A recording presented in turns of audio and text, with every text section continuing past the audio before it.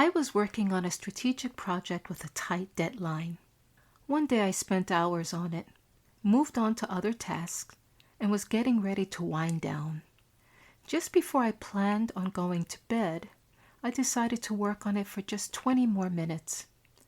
That 20 minutes turned into 2 hours. The next morning I looked worn out, my brain was foggy, and I had to resort to consuming large doses of caffeine to keep alert. To make matters worse, my exhaustion led me to lose track of my calendar and arrive 15 minutes late for a meeting.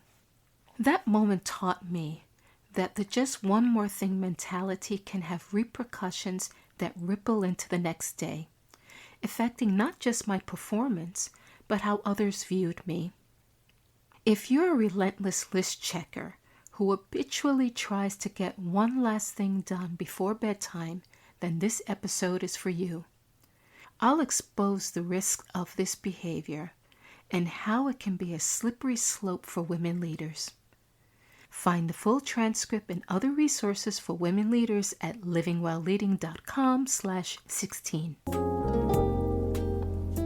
You're listening to Living While Leading with your host, Sharon Ehrlich, where I help women IT executives gain more control over their careers and carve out time to care for themselves and family.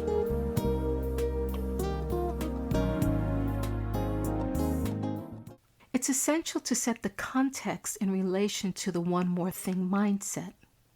While this behavior is not exclusive to women, there are unique factors that make you especially susceptible to falling into this productivity trap. Let's dig into the reasons why you're prone to this behavior. The first one is your caretaker instinct.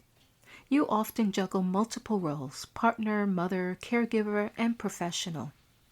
The desire to excel at each of them can make it hard to switch off at any time of the day, particularly in the evenings. Remember, society still holds you to unfair standards, expecting you to be perfect in everything you undertake. This pressure can cause an inner compulsion to set unmanageable expectations about how much you can realistically get done in any given day. It's also quite possible that you work in an environment where you still have to perform twice as hard for the same recognition as your male counterparts. This inequity can make it hard to step back and say enough for today. Now that you understand the drivers of this behavior, let's dig into why it's detrimental to your well-being. First is the cost to your mental health.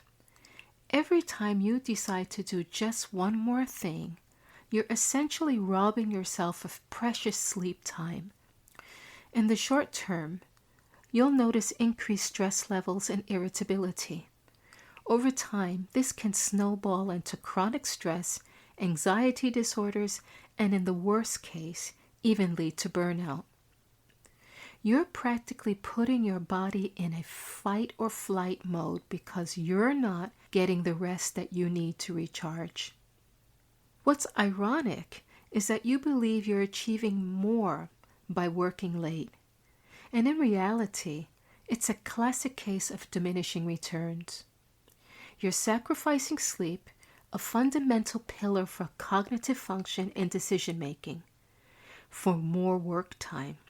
However, the quality of the work done in these extra hours is often less than satisfactory, since your cognitive skills are compromised. The next day, you'll find yourself with brain fog, slower reaction times, and yes, prone to even more mistakes. By trying to do more, you could actually be doing less. And lastly, the repercussions of this habit spill over into your personal life. If you're continually pushing the envelope on your tasks, you're also invariably taking time away from the people who matter most.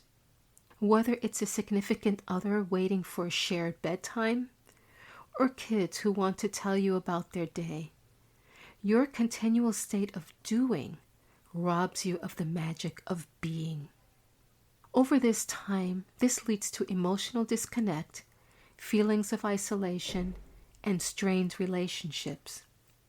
It's essential to understand that all of these drivers are interconnected.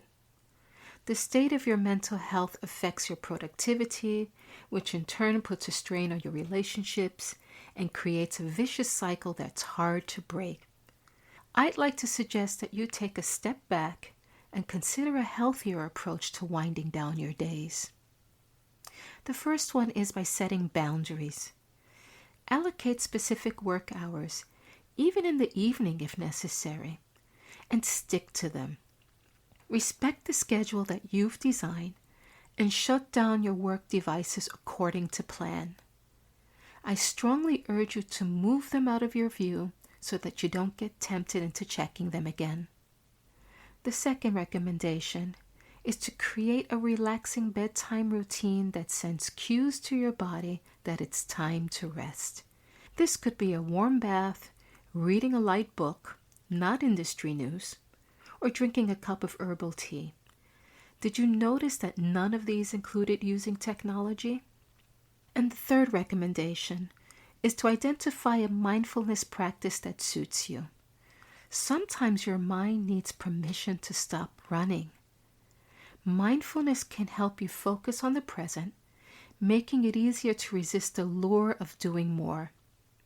I admire your drive to accomplish everything put in front of you, but don't lose yourself or compromise your well-being in the process.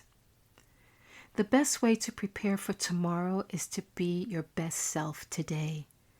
A surefire way you can do this is to make sleep a non-negotiable appointment in your calendar.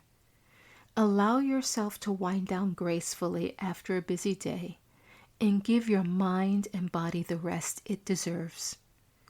Remember, you're the solution to claiming what's important to you.